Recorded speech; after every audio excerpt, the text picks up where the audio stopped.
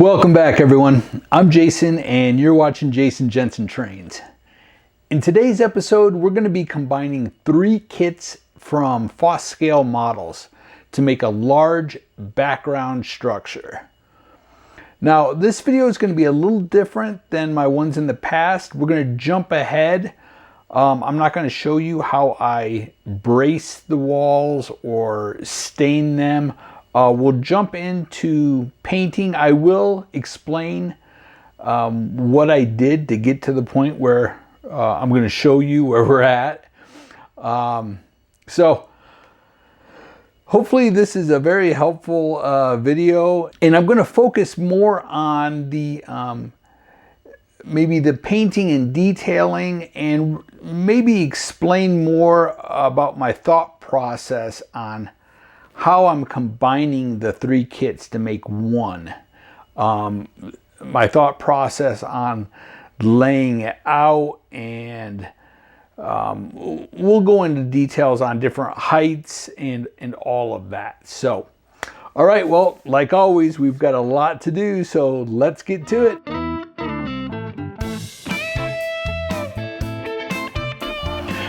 So here are the 3 kits that we're going to be using from Foscale Models.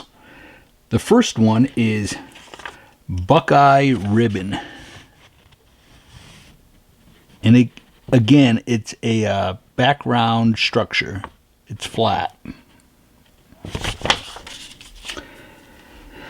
Then we're going to be using another background structure, Nesbit Plastics.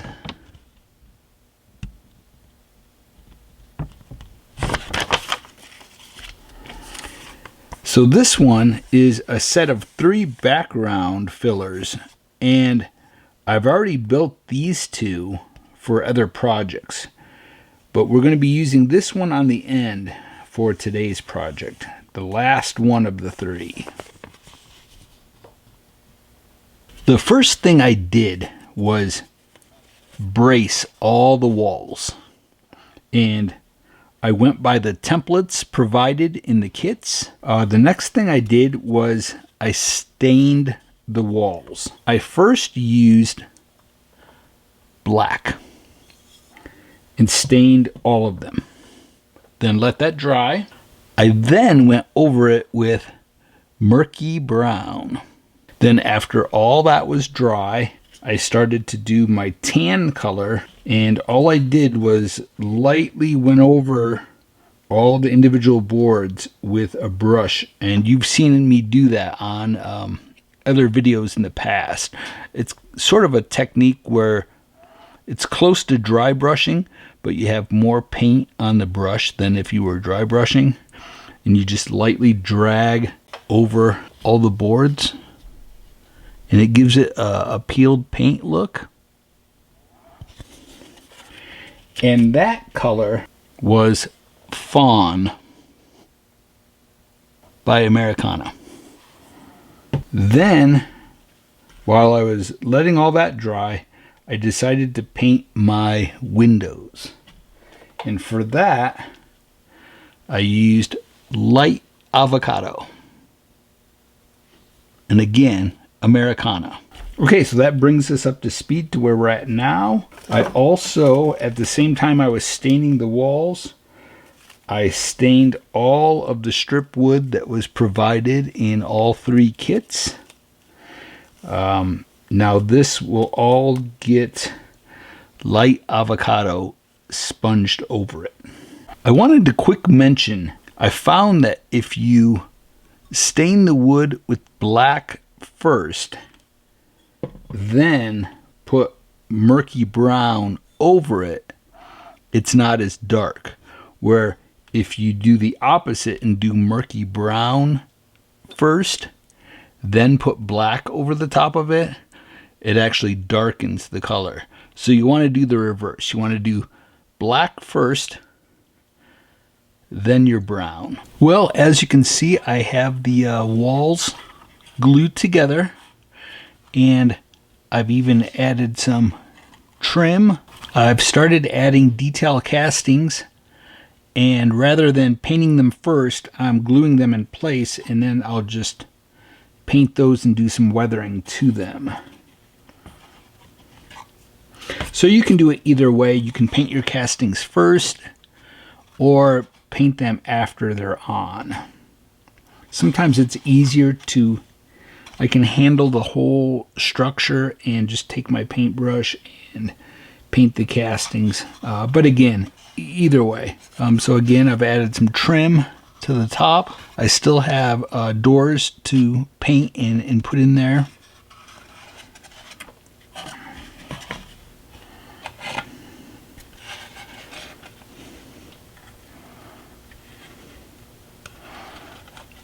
This will get a structure put in front of it to hide that opening. So these three, I just simply followed the instructions on all of it, on bracing, on assembling it. So just simply follow the instructions and do exactly what it says.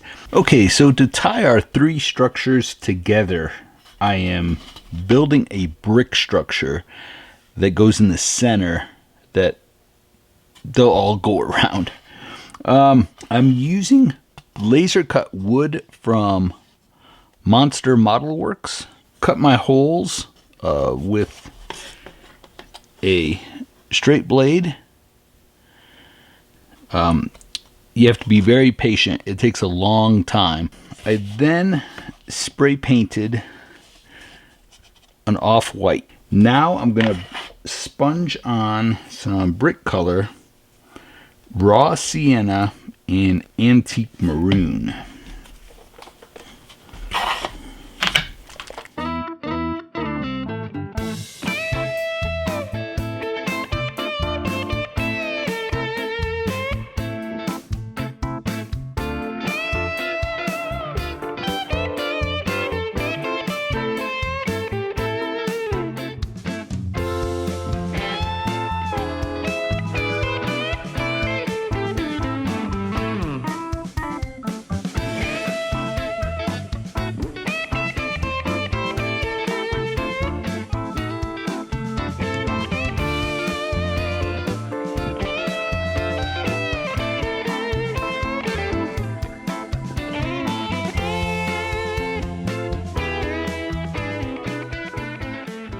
Well, the windows are all glued in, and then to finish it off, I cut some strip wood and painted it gray and put it above the top and bottom of the windows. The top one is a little thicker than the bottom one, and I still have to put in the center windows, which are these. So I have to put acetate behind these, and then I'll glue those in place, and I'll have all of them propped open. Okay, next I want to show you how I'm going to combine all these and my thought process behind it, and then afterwards I can take the camera off and show you down low sort of what it looks like. Okay, so we're starting with our brick structure. Then we'll add this directly to the top. Now there's a space over here, but on this side it's level with the side. And we'll talk about that in a minute. Okay, next, this one goes in front. Right like that. Then I'm going to have to move all this over.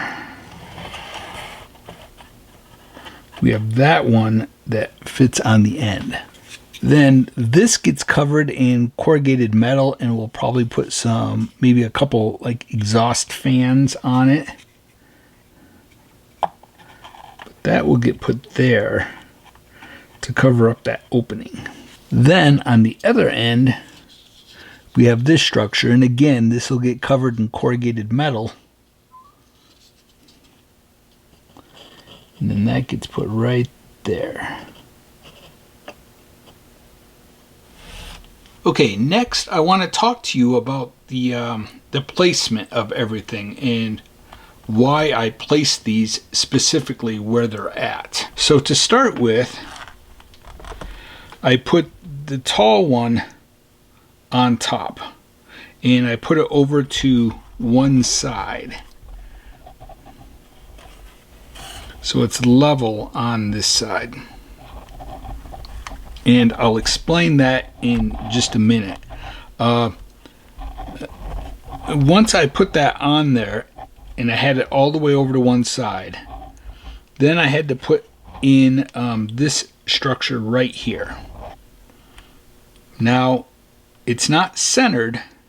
What I did was I lined up the windows.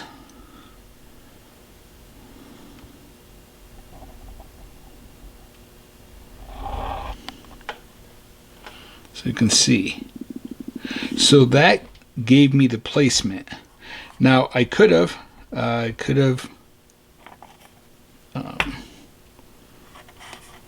lined up the windows here, put it all the way over, and it had a door, so that gave me roof access.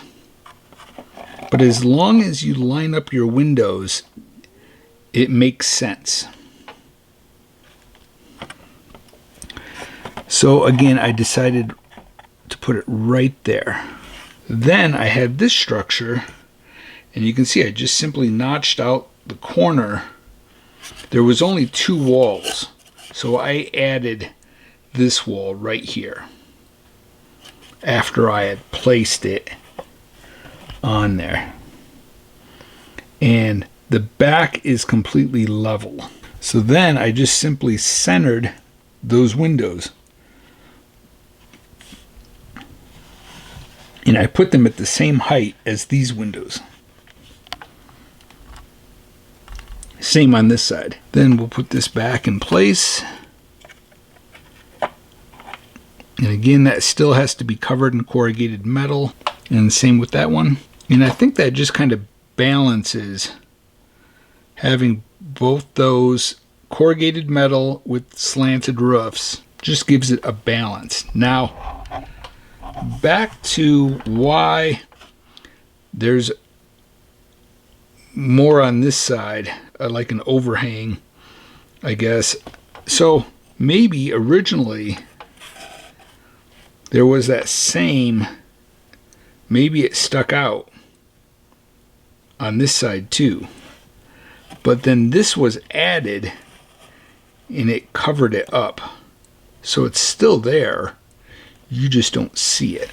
So originally, let's just say that there was an equal amount over here as over here. And then this was an add-on, and we'll probably end up putting a tall smokestack right there and then tying it with cables. So hopefully that all makes sense, and I just wanted to give you some insight as to what I was thinking when I placed these. So I always try to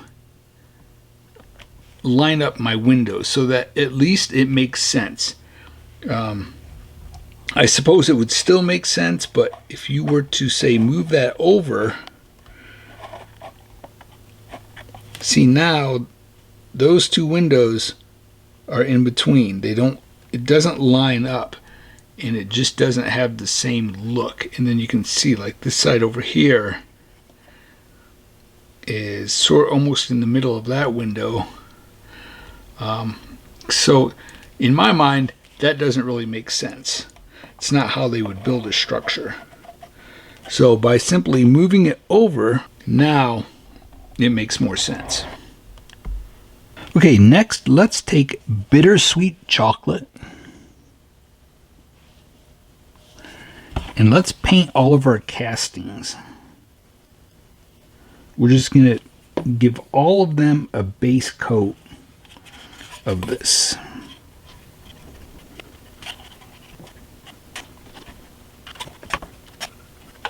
Okay, now we'll just take some dark rust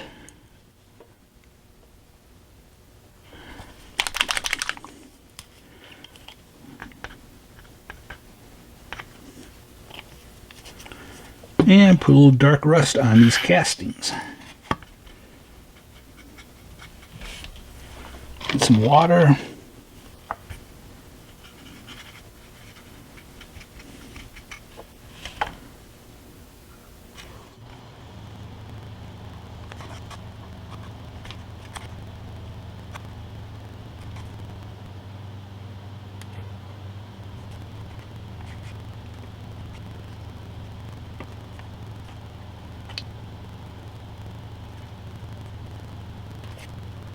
Okay, so I have finished each little structure. So this is simply a drinking straw.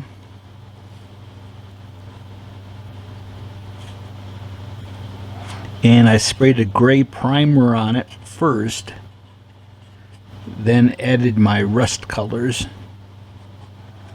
added some wires to it.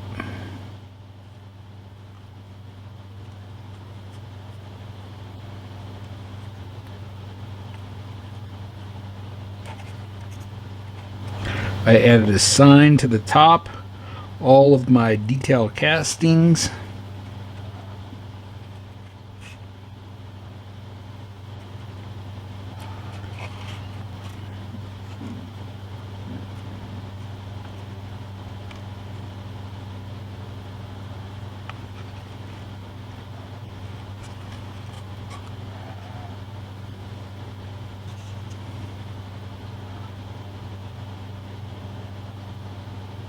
Okay, first what we need to do before we join all these together is I need to add some black construction paper to the back of them so that you can't see through them. So let me grab a sheet.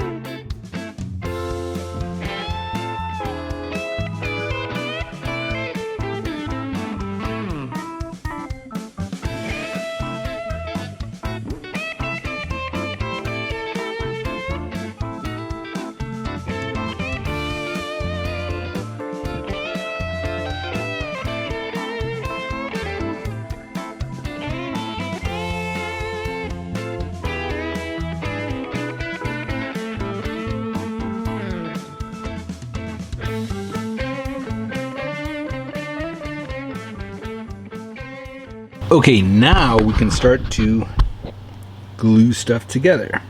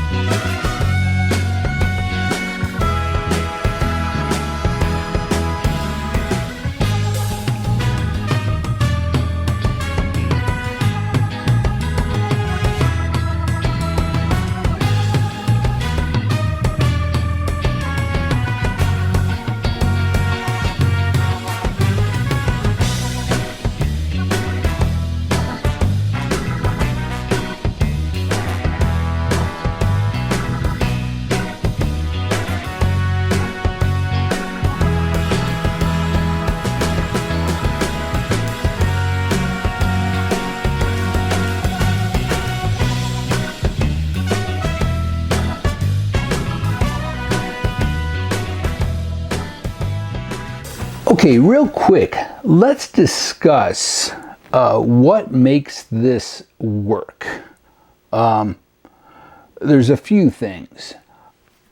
I think the variety of textures, we have wood, brick, corrugated metal, tar paper, we have rust.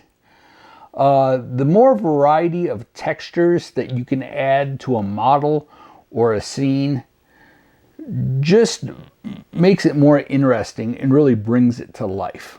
Another thing to mention is the variety of height in it. Many different levels of height. And notice that nothing is centered. This is off to the side slightly, and nothing is equal. You can't divide this down the center and get two equal sides. I think that's important. I think that it, again, adds interest to the model. If I'd have centered this on there and then maybe left this off and put the same amount of brick over on this side as this side, it just becomes a plain, simple shape.